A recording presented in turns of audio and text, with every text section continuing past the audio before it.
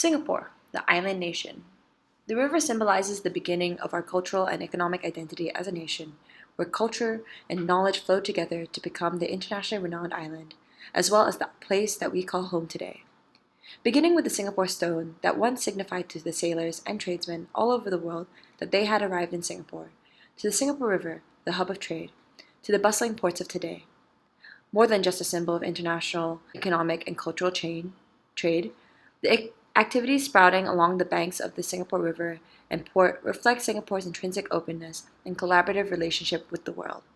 These characteristics along the river itself are integral to Singapore's sustainability and ability to provide for its people.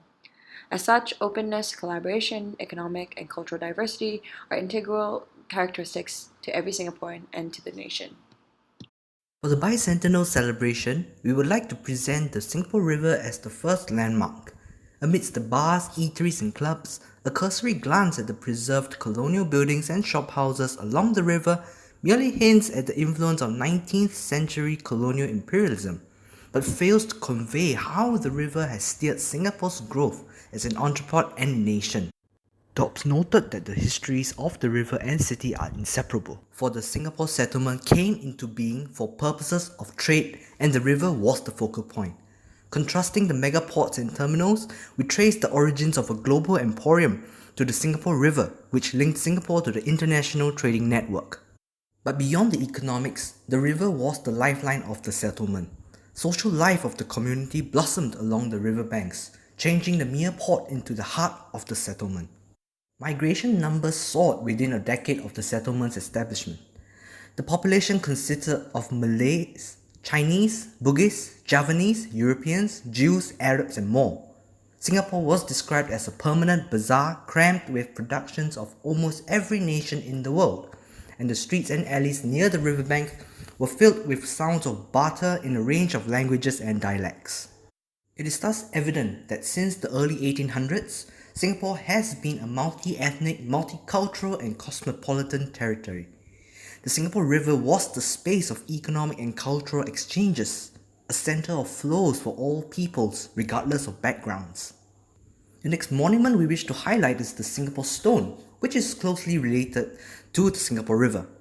This sandstone once stood on a promontory known as Rocky Point at the mouth of the Singapore River. According to the Malay annals, a strongman named Badang threw the stone from a hill to a point at the mouth of the river in a display of strength. When the British arrived in 1819, they noted the existence of the Singapore Stone. Unfortunately, as part of development plans, they blew it up in 1843 and only this small fragment survives. Why is this stone significant? Well, to understand, we need to use the historical imagination.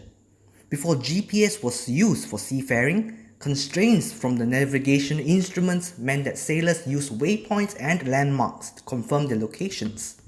The Singapore Stone was therefore a distinct marker signaling to the sailors their arrival to Singapore, this economic hive that is also undeniably rich in cultural exchanges, a cosmopolitan city.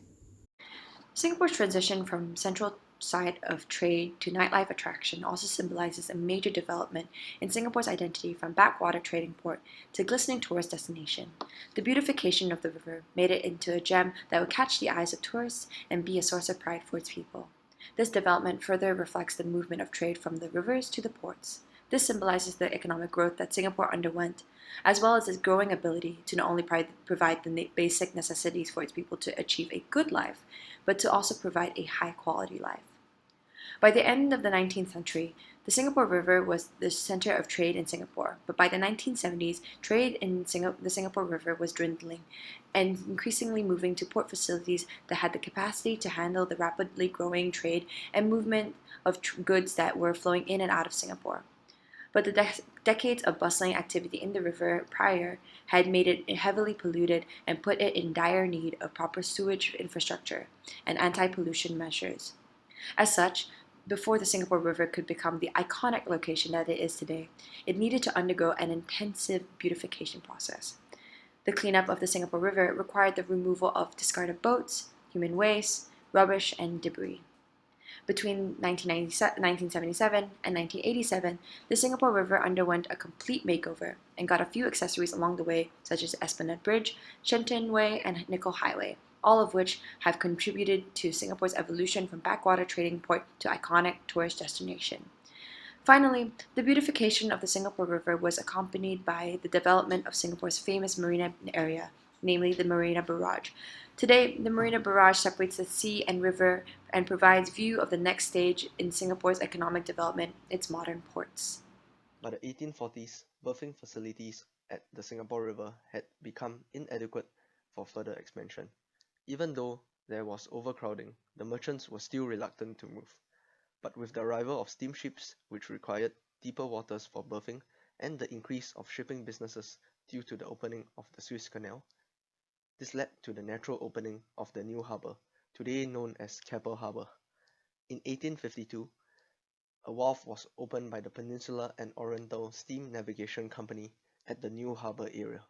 This wharf was the preferred choice of ocean shipping vessels, while the Singapore River continued to be used for coastal shipping purposes.